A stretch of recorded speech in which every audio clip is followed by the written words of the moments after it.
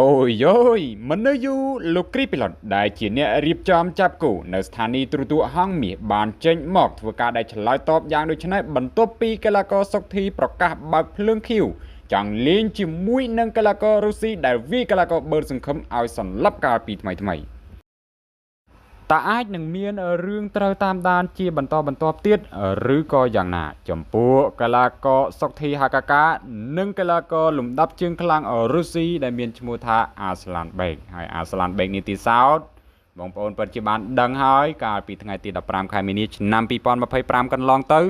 ប៉ះជាមួយនឹងបឺតសង្ឃឹមអ្នកលេងចិត្តសាស្ត្រគុណខ្មែររបស់យើងក្នុងជំនួបដណ្ដើមខ្សែក្រវ៉ាត់មាសស្ថាប័ន Extreme ត្រឹមតែទឹកទី3តែប៉ុណ្ណោះគេបានវាយបឺតសង្ឃឹមរបស់យើងឲ្យសន្លប់ធំតែម្ដងมันអាចក្រោកបន្តការប្រកួតបាននោះឡើយហើយគេក៏ខ្លាយទៅជាម្ចាស់ខ្សែក្រវ៉ាត់មាសស្ថាប័ន Extreme ក្នុងប្រភេទទម្ងន់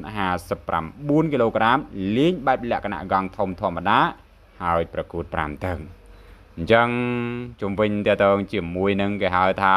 រឿងរ៉ាវរបស់អាស្លានមិនទាន់ត្រូវបានបញ្ចប់នោះទេបងប្អូនក្រោយពេលបំបាក់កីឡាករបឺតសង្ឃឹមនឹង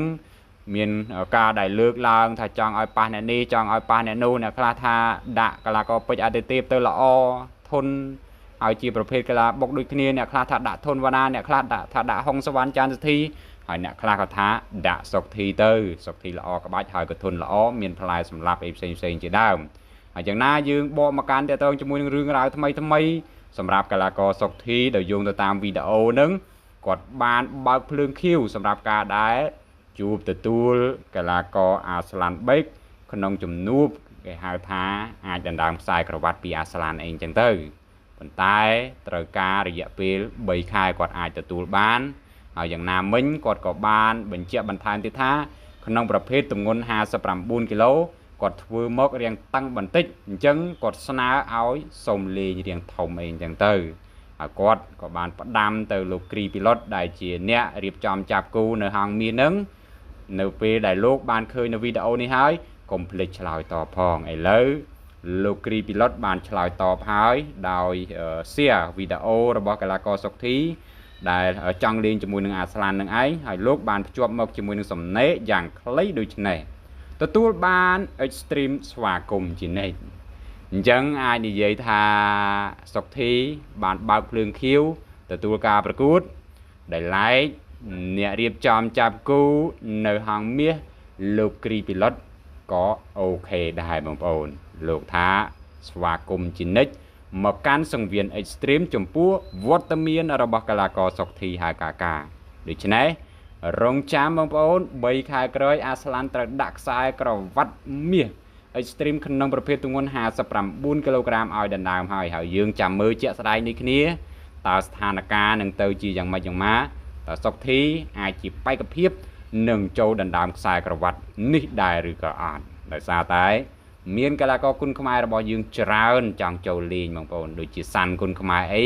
ក៏គាត់បានធ្វើការដែលបង្ហោះដែរបន្ទាប់ពីការប្រកួតជាមួយនឹងបឺតសង្ឃឹមត្រូវបានបញ្ចប់ហ្នឹងសម្រាប់អាស្លានបើមានឱកាសគាត់ថាជួបគ្នាខែ4អីអញ្ចឹងទៅអញ្ចឹងមានកីឡាករគុណខ្មែររបស់យើងដែលត្រូវលេងច្រើនក្នុងប្រភេទទម្ងន់ហ្នឹងបងប្អូនពីព្រោះកីឡាកររបស់យើងគាត់សិតសឹងតែអាចសម្រកបានគាត់វាយ60អីគាត់អាចទម្លាក់មកត្រឹម59គឺអត់មានបញ្ហានោះទេហើយដែលឡែកបើនិយាយអំពីកីឡាករពេជ្រសម្បត្តិគឺគាត់បានលើកឡើងហើយ59គាត់រៀងពិបាកធ្វើគីឡូបន្តិចបើត្រឹម59កន្លះឬក៏60អីគឺមិនសូវជាប្រមាណទេប៉ុន្តែបើសិន59គាត់តែម្ដងគាត់ធ្វើវាអាចរៀងអស់ខ្លាំងណាបងប្អូនអញ្ចឹងជំវិញតើតើជាមួយនឹងការប្រកួតគាត់ខ្លាចធ្វើអត់សូវបានល្អប៉ុន្តែបើចំពោះ admin ដោយសារតែពេជ្រសម្បត្តិគាត់មានខ្សែក្រវ៉ាត់ស្ថាប័ន Extreme មួយផងដែរដែលជាខ្សែក្រវ៉ាត់គេហៅថាលំដាប់ខ្ពស់ប្រចាំស្ថាប័ននឹងហើយដែលលេងបែបលក្ខណៈកង់ចេញមករៀមហើយវាយ5ទឹកនឹងឯងគួរតែផ្ដល់ឱកាសឲ្យកីឡាករផ្សេងវិញបងប្អូនទុកឲ្យពេជ្រសម្បត្តិគាត់គ្រងខ្សែក្រវ៉ាត់នោះហើយតួនាទីរបស់គាត់គឺធ្វើការដែលការពារខ្សែក្រវ៉ាត់ជាបន្តបន្ទាប់ដោយសារតែខ្សែក្រវ៉ាត់គាត់ការពារបាន2លើកហើយដូច្នេះ3ខែក្រោយគាត់ក៏មានតួនាទីការពារខ្សែក្រវ៉ាត់ Extreme របស់គាត់ផងដែរអញ្ចឹងចំពោះ admin ក៏មានតែប៉ុណ្ណឹងហើយបងប្អូនយល់យ៉ាងណាបើសិនជាក្នុងលក្ខខណ្ឌមានការដែលចរចាត្រូវ សុកធីលេងជាមួយនឹងកីឡាករអាស្លានបេកនៅហាងមៀប្រកួតដណ្ដើមខ្សែក្រវ៉ាត់ដែលអាស្លានបេកទើបតែយកពីកីឡាករបើសង្ឃឹមគុណខ្មែររបស់យើងបងប្អូនដាក់ក្តីរំពឹងប៉ុន្មានភាគរយទៅលើកីឡាករសុកធីហាកាកាអាចចូលរួមខមមិនបញ្ចេញជាមតិយោបល់ម្នាក់មួយ